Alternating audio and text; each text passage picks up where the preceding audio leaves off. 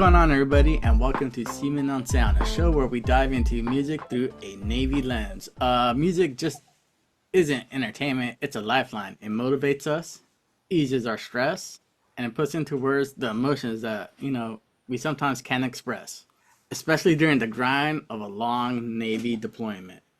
And let's be real, when you're deployed, space is everything. Right, Chief? Yeah, I'll tell you, we always say it's real estate. How much does it cost, for real estate in prime locations? Navy ships are a prime location. You have a coffin rack that you have to keep. We have to keep uniforms, a certain amount of uniforms, not much room for your personal stuff. And they get kind of angry at you and you start migrating personal stuff into your workspaces. But that's where we listen to music the most, is in our workspaces. Our heads clear to keep us focused, and we can concentrate and keep us relaxed, like you said. But here on the show, we're throwing it back to the mid 2000s, and we're packing our soft shelled CD case with only 96 precious slots. Well, And no, I have 100. the mission is to decide which albums make the cut for Life at Sea. Today we'll be discussing the classic album Alice in Chains 1994 EP Jar of Flies. But before we start, brand new show, brand new concept, I just wanted to let all the hosts introduce ourselves. Start with you, Chris. Chief Jizzy. Give it a little your Navy bio, and then maybe some favorite albums, artists, stuff like that. My Navy bio is I'm a retired 20-year chief from the Navy. I joined in 1995, so my high school years were 91 to 95. I remember my first album I ever bought with my own money. It's not an album. It was a cassette tape. It was Def Leppard, High and Dry. And still love it to this day. One of my favorite albums of all time. But I am a hard rock, heavy metal type of guy, with 70s rock being my favorite genre. But who doesn't love 80s rock and let's say the derogatory hair metal name that they give those bands are all pretty good. And then, of course, once the 90s hit and I was in high school, the grunge era hit. And then as I joined the Navy, I expanded out to some Southern California punk rock bands that my friends introduced me to. And, of course, the rap rock genre of Korn and Limp Bizkit and, those types. Next up, I want to introduce Joe. Joe, give us your Navy bio and tell us about your music personality. Like you said, Joe, and 6-year Navy vet, FCS, Tech, FC, and I graduated in 01. So, unfortunately, some of these earlier 90s bands and stuff weren't really on my radar because I was like 8.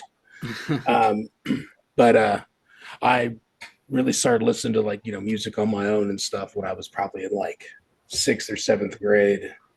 And I'm an alternative guy all day, every day. 90s alternative is where I feel most comfortable. That being said, I mean, I also listen to a lot of random other stuff. I like bluegrass. I like classic rock. Obviously, being 2001 guy, rap rock was huge. Limp Bizkit till I diz I. But and then as I got older, I still listen to alternative, newer stuff. But I mean, I still listen to alternative. I'm not much of a rap guy anymore. I kind of grew out of that as I got a little bit older. But I'm looking forward to talking about or joining this whole podcast thing, man. Interested to see what we bring to the table. Being that there is no real set genre or anything like that as we're doing this,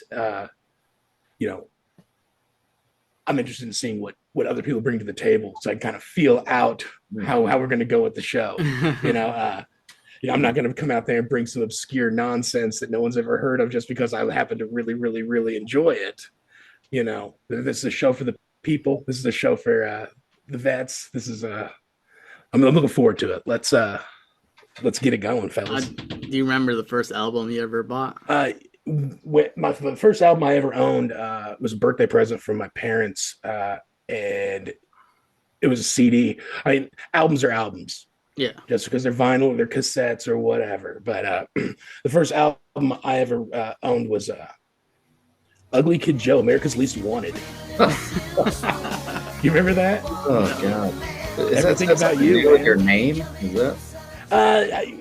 I think that my dad bought it for that reason, And then like I was just a kid, man. I popped that thing on. I was like, I hate everything about you. yeah. That was I still have it. It's still cool. I still like it. They did a on that album. There was a cover of "Cats in the Cradle." Oh yeah, Okay. yeah. Yeah. Okay. We had that Yeah. album in my friend's car. He had a 1988 Camaro IROC Z, and we threw that tape in there. Are you the guys on the beach that hate everything? Yeah, that was my first album. Adam, did you introduce yourself with your Navy career and your? I did not. I was about to.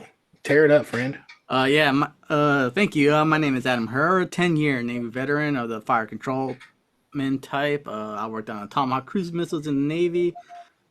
I grew up in California. I was pretty genre phobic my entire life. I listened to a lot of hip hop and rap, and 90s is my wheelhouse. I since then I ventured into like alternative grunge stuff like that, but I still stick to mainly the 90s decade. My first album was actually Bone Thugs and Harmony, The Art of War. It's a double disc. There's like 400 songs on there, and I can still listen to it front to back, both CDs. It's a I like it. All-timer. California guy, listen to that Ohio shit. Yeah, And Midwest. Bone Thugs and Harmony and Alice in Chains have a lot in common with the style of music they play. They all depend on the vocal harmonies. Yeah. Oh, very nice. Before we jump into the Alice in Chains conversation, I just want to ask, what have you guys been listening to lately, Chris? I'll go with lately. It's been a lot of the old stuff. I mean, I've been going through and just buying the CDs from the 70s, but I've been into going through a lot of the early Van Halen lately. Alice in Chains, of course, due to this. And then it makes me go and listen to Facelift again and Dirt. And they're self-titled, but I think I have everything that Alice in Chains has ever put out, except for maybe like a box set that just has the different colored CDs or stuff like that. But it's been a lot of 80s rock and late 70s with the Van Halen and Cinderella and things like that. How about you, Joe? Well, since you invited me to do this show, my algorithms got completely jacked on my Spotify. So I've been listening to a lot of Alice in Chains, which is completely acceptable. But in my day to day, I still listen to like playlists that are just like 90s, alternative 90s, like themed. As far as like albums and stuff go, I listen to a lot of I like Jack White quite a bit, and the projects that he is involved in, like Dead Weather, the Raconteurs, the White Stripes, and I listen to a lot of like bluegrass still. Like I still jam out albums, Churned by Turtles albums. Palomino is really good. As far as myself, I've been listening to the new Ice Cube album, Man Down, and the Kendrick Lamar album, GNX. Both solid albums. I suggest you take a listen to them. I'm probably going to mention like front to back albums a lot or occasionally, and what I mean just start at track 1 and until the CD ends. That's what I mean by front to back album. And did you want to do a glossary? Oh, glossary. Yeah, if I say all killer no filler, it means every song on that album badass, and it's definitely a front to back. Yeah. But all right, let's get into it then. Like I said, today we're starting off with the classic Alice in Chains 1994 EP, Jar of Flies. this was a defining, this was a defining moment for the band. A raw, introspective departure from their heavier grunge roots, written and recorded in just a week. I believe they just wrapped up a concert tour, and they got into the studio, Homeless, and knocked out this EP in just a week. Showcases haunting melodies, intricate harmonies, and deep emotional themes of isolation, regret, and longing. Things that hit home for anyone out on deployment. Did you guys, were you able to? I don't know how intimate you got with the album, but like I definitely like while listening to it, I thought about deployment a lot and how isolated and alone you can feel, even though you're surrounded by like your 20 best friend. Yeah, it was. Once you start like like reading the lyrics as a, I mean, sometimes it's hard to understand what some people are singing about or whatever. And you start, but I read the lyrics to every song. I was like, oh man, these are all kind of lonely. Yeah. And yeah, it is a fitting like album to discuss. I guess just, even though there's a bunch of people around, man, you still get a little homesick. You still feel a little alone. You need to put the headphones on and just listen sometimes and relax. One I did write down, my thing is I wrote down Alice in Chains, known for harmonies and dark lyrics. And you talk about it's like a common theme with Lane Staley lyrics is that it's about, being alone because most of his lyrics are pretty much about his struggle with drugs and how he can't win. And he knows it's going to kill him. And which I think is, they're very vulnerable, I would say, knowing that he's in trouble and he can't get out no matter what, how many people try to help him. Still feels like he's alone, which he's got all these friends around him. So it's kind of the same thing. And, it's one thing I like about it. His voice is just one of those unique voices that you don't hear a lot. He can go from a nice, smooth melody to a very crunchy growl that I love. And that's what makes him my favorite vocalist. Him and Chris Cornell are up there for me. I like new guys like Miles Kennedy, who's kind of similar to him. And that's what draws me. That's what drew me to Alice in Chains as my favorite grunge era as they came out from Seattle. Alice in Chains, Nirvana, Pearl Jam, Soundgarden, Mudhoney, Screaming Trees, those types of things. I just want to mention that this is the first band in history to chart the Billboard charts with the EP album. I chose this album literally because I got really into collecting CDs, like physical CDs, and I was cataloging all my albums that I pick up, and this album was literally the last one that I categorized. I wanted to start the podcast. I wanted to, get this thing going. So I was like, F it, I'll just choose Alice in Chains, Jar for Lies. It's right there. I've listened to it like 20 times since then, and it's like it's in my top 10 for sure. I fucking fell in love with this album. I enjoyed it. I'm glad that fate brought me to it. How did you guys feel when I told you what album we were listening to this month? I could have talked about it right then and there because I listened to this album at least once a month. Nutshell is in heavy rotation. It's the first song I ever learned how to play on the guitar. And a friend of mine that was also in the Seaway shop, he was able to play the lead parts while I played just the chords.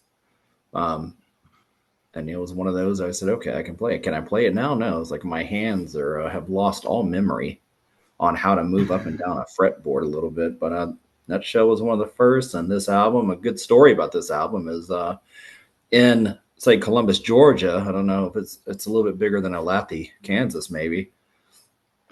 Our record shop was called Turtles. It would be in like little food grocery store shopping center. So I went there. I would go there because I worked at the Winn-Dixie across the street. I went there before work. I grabbed it, and I happened just to run into my brother on the sidewalk. And he's like, "What are you up to?" And I said, "Oh, I'm about to go to work." I said, "I just bought this." And he goes, "What is that?" And I said, "It was Alice in Chains' new album. It's an EP or whatever." He's like, "Well, let's listen to it." So we went in my car, threw it in. And right when Rotten Apple comes on, he goes, "Yeah, that's Alice in Chains." And then you hear Lane's vocals come out. But then, as an EP, very mellow for their style. And they said that's done on purpose because they had another EP before this called Sap. They said you get tired of being on the road playing that hard music all the time. And this is the way that he relaxed on the bus, was playing these types of songs. He just decided to record them. Yeah, when you asked me to do this, and this was the album you selected, I thought for sure Chris had picked it originally because I know that that this is right up his alley. This came out in 1994, so that would have made me 11 or 12. I didn't have an older brother, an older sister, or anything, so I listened to what my parents listened to, and which was like the Allman Brothers and stuff like like Southern rock. Dolly. So unfortunately, I didn't have anybody to kind of be like, oh, check out Alice in Chains. So I'm a little.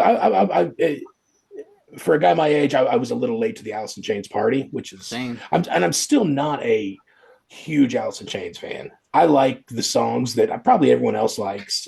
So listen to this. I was kind of like, shit. I mean, I'm sure there's like 2 or 3 songs on there that are worth it, and the rest of them are just going to be, garbage filler. But like with a lot of things in life, come to it with an open mind, man. Expand your mind. So I have probably listened to this thing, I don't know, 20, 30 times. And it's 30 minutes. So, I mean, as soon as I saw it was 30 minutes, I was like, shit, dude, this is gonna be easy listen. I can get through this and pump it out a couple times in a day. And yeah, so I mean, like I said, more curious about deep track Alice in Chains than anything else. And I was not disappointed at all. And I also don't play any instruments. So,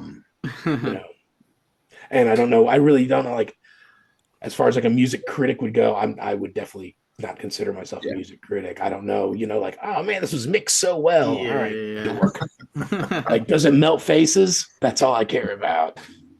Yeah. Well, let's get into it then. This is Seamen On Sound, the brother podcast to our movie podcast, Seamen on Film, and we're gonna do it the same way. We're gonna evaluate the album based on Navy eval terms. We're gonna hand out one EP, which is the best thing we like about the album. If you want to hand out MPs, that's gonna be the stuff you like about the album. And then we're going to hand out one SV, the worst thing about the album. And I want to start with Chris. What are you handing out your EP to? My EP is going to go to the song Nutshell. I mean, I don't know how much you guys are on Instagram and stuff, but this song has new life. It is now a background song to a lot of videos, and it's gotten this new life. And it's always been my favorite song. The lyrics, I mean, it's just so, I don't know if you've looked at the lyrics of Nutshell. They're in a nutshell. It's very few lyrics, and the guitar playing is magnificent on it. I mean, it's mixed great. Whoever engineered this album did it. I don't know. I always think of music as a time machine. When you put those headphones on, it takes you back. So yeah, my EP is Nutshell because first song I tried to learn on guitar, became semi successful at that. I'm no Andy, and the lyrics, just a little bit of lyrics that said so much, and that guitar playing throughout. Joe, what are you handing out your EP to? I would love to be the guy that gives it to one of the 2 big hits on this album, but I'm not going to, because I really, really like Don't Follow. I like the fact that it has harmonica in it, something that I don't think that a lot of grunge. I don't know. I just don't. You don't hear it as much as I'd like to hear it. And, I mean, I guess I don't listen to a lot of harmonica heavy stuff. I don't listen to a lot of like blues and stuff anymore. But yeah, I like Don't Follow quite a bit. That one gets that song gets my EP. I like how it picks up. Yeah. Oh yeah. I mean, it starts off and then the harmonica comes in. Yeah. And then It's a really good song. It's really chilled out, mellow jam. Yeah. I mean, all these songs really kind of are mellowed out, you know. But that one, the more I listened to this album, the more I kept going back to this song, and like when it was almost over, I'd restart it. Uh, I was really surprised that I liked this song. In fact, after I listened to the album like 10, 15 times, I added this one too. Yeah. And I didn't even have the other songs on there. None of them. This is the only one I added to my personal playlist. Yeah. Yeah. And then later on, I ended up adding the whole album instead. Oh, nice. So I mean, like you know, while I don't own the physical copy. As long as I pay my Spotify and the internet stays active in this country, I will have for $9.99 a month or whatever it is these days, access to this album. You know, for every 1,000 plays, they might get like a cent. So, The estate of Mr. Staley will be excited about that, I'm sure. I'm gonna hand my EP to just basically the concept of the album, the acousticness, the melodies, Yeah. the tone. You still get the grungy feel and some rock feel. Like I just the whole concept of the album and how it all came together. That's what I'm giving. That's my favorite aspect. I love all the songs, so like I didn't want to just choose one song. So I'm gonna go ahead and just say the album concept is my EP. Let's move on to our MPs, the things we enjoy about the album. Let's start off with you again, Chris. I want to start off my MP. I'm going to give it to this the album art. Do you know the story behind the art I do not know the story behind the art. or the name? No, but I'll tell you this: Jar of Flies. I like it. I like the kid with and what's great about on Spotify and Apple Music is that when you're listening to the album, the flies are flying around in the jar. So that's cool to me. And then on the back, of course, we got the actual blow up fly here, you know? Yeah. And I love that. And Oh yeah. that'll be my MP. And like you guys said, it's a great departure from what they're known for. And yet nobody started hating them. Yeah. That happens a lot where the Metallica makes a grunge album and people shit all over those guys, you know? so Jar of Flies was actually based off a elementary science experiment that I forgot who Cantrell or Lane did. I can't remember one of them two guys, but it was based off of science experiment where you keep like 2 jars of flies, you overfeed one and they instantly die or they die faster, quicker because they overpopulate, and then you starve the other jar of flies and they survive much, much longer. And then I forget who the photographer was, but he went through his archives and he just released a bunch of jar of flies pictures that he took from that day, from that shoot, on his released them on Instagram. I'll try to get the name of the photographer, but it's pretty cool stuff. Joe, I'm giving my MP to the length of the.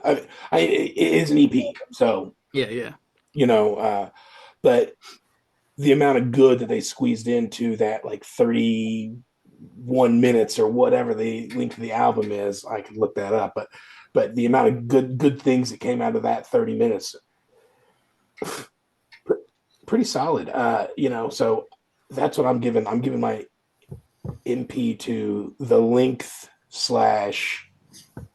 Girth. good stuff squeezed in there, the length and the girth of this album.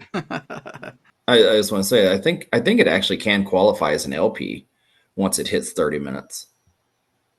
You know, so they call it an EP though, but I think 30 minutes is like the minimum it has to be for it to be considered an LP. But I think number of songs is what keeps it as an EP. Yeah. 7 songs. I'm not sure the rules on that. 30 minutes, 50 seconds long, entire album. You know, It's like a good action flick when you want that perfect 90 minutes. Yeah, just cut it off and send me home. I'm sleepy. Yeah. 88 minutes is better, you know. I'm giving actually, when I was listening, I wrote down a track list, and then out of 5, assign a rating to every song as I listen to it one of the times. And besides No Excuses, Don't Follow was my second favorite song. And yep, I was right there with you, Joe. Don't Follow is what I'm giving my MP2 as well. Yeah, but I like almost all of the songs. Rotten Apple and Nutshell, I gave fours. I gave No Excuses a 5 out of 5 song. What about Whale and Wasp? I don't care for instrumentals. I Yeah, didn't. I liked it, but you know, if it's added to my playlist, it's probably gonna get skipped quite a bit. Yeah, yeah. You I'm just know, not an not for any. instrumental guy. Yeah, I mean, if I'm having people over or something, and I put on my playlist or something, and I keep it down low, you can play it out. But when I'm in the car and I'm rocking, I'm not gonna put this on. And can I try And it's to not change long, your and it's not long enough to be a really like instrument. Like I'm on a road trip, I'm chilling out, I'm zoned out. You know, it's just not. It's not long enough. Give me a 20-minute instrumental. Give me Inagata Devita. That's a tough one. It's like by the time you finish putting your directions into your navigation, like the It's over instrumental's with. over and you You don't know, get to. again, not bad, but probably it'll probably be skipped about 80% of the time. I can give you a different perspective on it. Instrumental, the lead guitar playing it is awesome. Uh, but my first work center supervisor, when he hears this song, he told me, he said, you know what? When I hear this, he goes, I picture myself standing on a cliff overlooking an ocean at sunset, playing that lead. And like the wind's blowing my hair back. So if you think Yeah. about that, the next time you listen to it, you're like, okay, you know, What's that cliff in Portugal called, where it's like the most eastern point of Europe or something, and he's just I don't out know. there rocking. All right, let's move on to SPs. The thing we like least about the album, because we got to be fair when evaluating these albums. We got to talk about the good and the bad. Chris, what are you handing your SP to? I think I have a good album here. I don't know if I want to hand out SPs, but if I were, it would be for No Excuses. We Ooh. discussed this, Adam, to where this is the song that radio took and said, you know what? We're going to play the shit out of it and we're going to make you sick of it. Yeah, And that's what terrestrial radio does. They take a good song and they ruin it. yeah, So now I have to skip No Excuses because of the damage it did to me. Because back in the day, I didn't have XM. I had the terrestrial radio, the rock, the classic rock channels, the newer rock channels and stuff. And I mean, it's still the go-to song whenever they play a song off this album. yeah. It's still the one that gets played. And I was like, can we throw some Well and Wasp in yet? I mean, what? But that would be my SP. Is that you made it so good that terrestrial radio ruined it. And I get that. The hits that get overplayed and you end up hating it. Joe, what are you handing out your SP to? Um, not a particular song, but more of like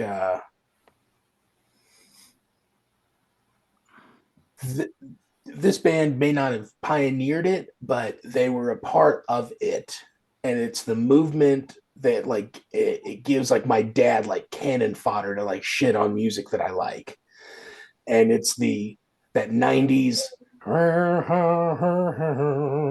and I don't know if they couldn't have invented it. I mean, because it was a lot of bands have that thing, and while they're doing it in harmony and everything is great, and I like, but this gave fodder to people that were like 40 years old to not like this in 94. You know what Yeah. I'm saying? Does that kind of make sense?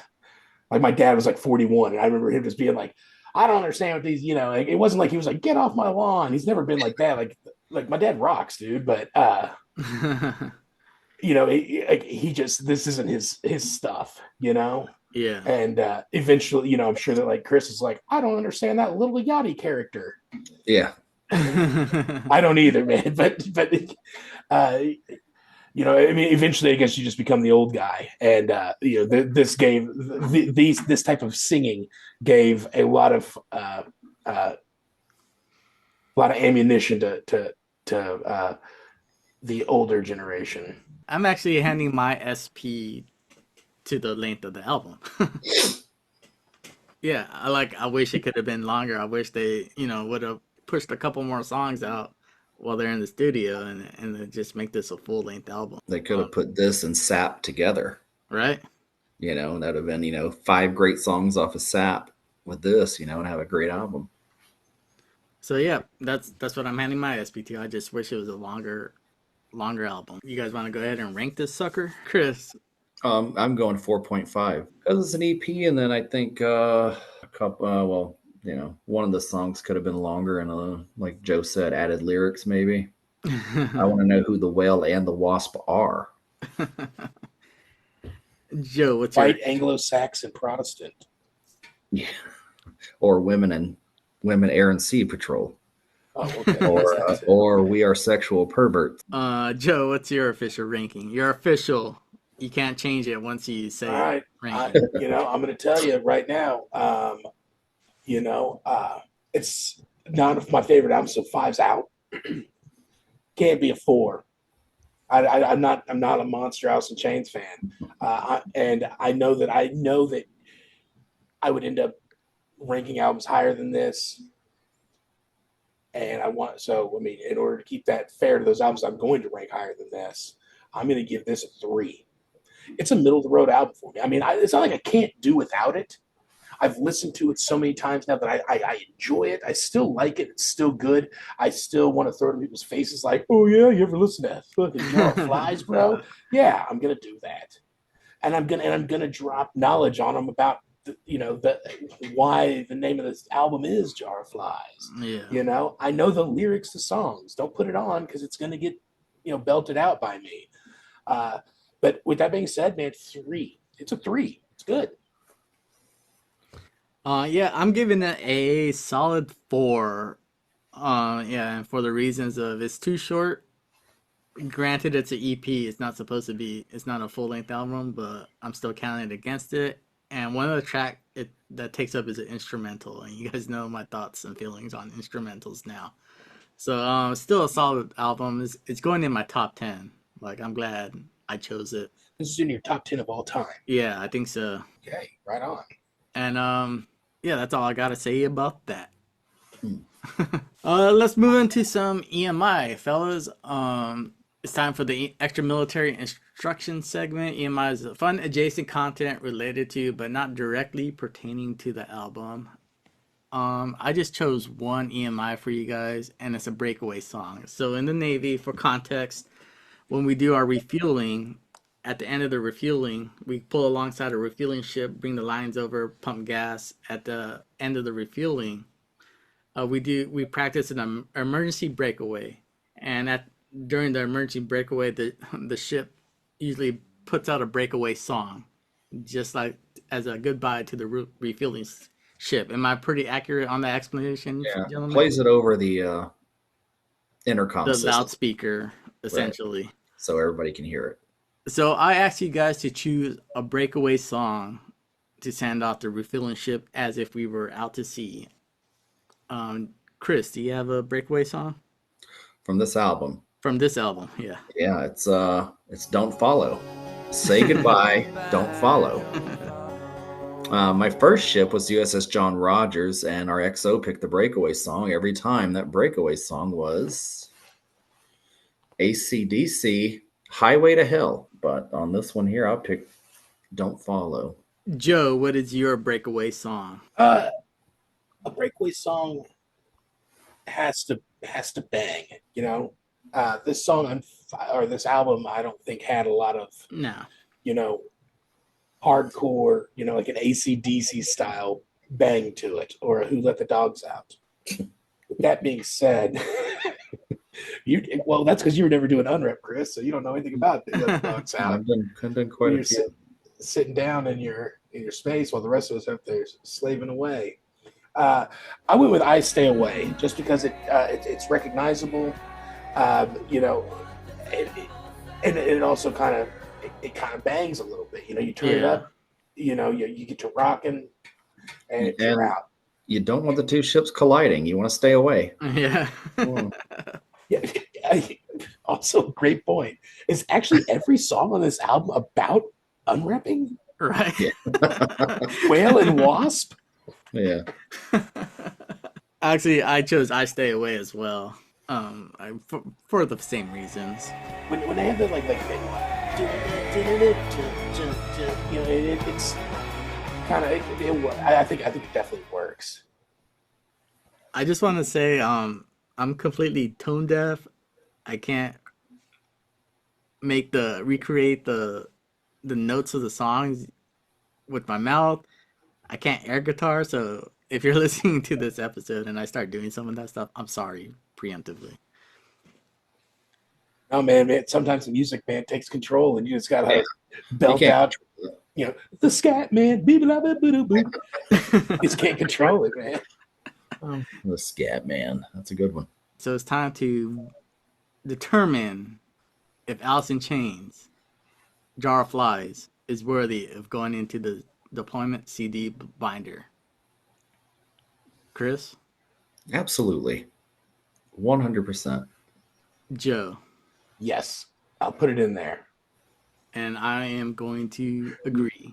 So Alice in Chains, Jar of Flies is going into the deployment binder. The fun part, if you guys listen long enough, is when we fill that binder and we got to start taking albums out. Yeah, I just thought of that in my head. Which CD are you taking out? It's probably going to be a Pearl Jam. We haven't even put a Pearl Jam in there yet. This is Yeah. one of 96. And we're gonna cover every genre. Yeah. Also, so Oh, jeez. Now, before we leave here, are we gonna announce the next album, or are we doing that privately? No, I think we should announce the next album. Give the audience something to listen to. Start, making their suggestions and stuff like that. I agree. That's actually a really good idea. Yes. So if you're listening, listen to this next album. We're gonna go with Chris. Chris, you're picking the next album. All right. Let's do Faith No More, Angel Dust. I had a feeling that this was going to get brought up. Faith No More, Angel Dust. We all know Faith No More, epic with the big song. You can touch it. You can feel it. What was the name of that song? It was epic. It was epic, right? But there's some great songs on that album. Surprise You're Dead, which is the song that I want playing at the beginning of a movie when there's the killer starts, that's how the movie opens. But their follow-up, my brother brought it home, and it was Faith No More, Angel Dust. And this is if you know anything about Faith No More, they have a very eclectic sound. They go through different genres just on the album. And this one's it's a fun album to listen to. And it's got some great song titles. You guys will like it. There's some songs, and then I'll decide on what the EMI and everything is over the next month. Can't wait. I think that wraps it up for today. We're interested. Let us know what you think about Alice in Chains, Jar of Flies. What rating are you giving it? Would you put it in a deployment binder? Pick it on deployment if you're in the Navy. And then check us out in a couple of weeks when we evaluate Faith No More's Angel Dust. Say good night, everybody. Good night, everyone. Thank you. Good night.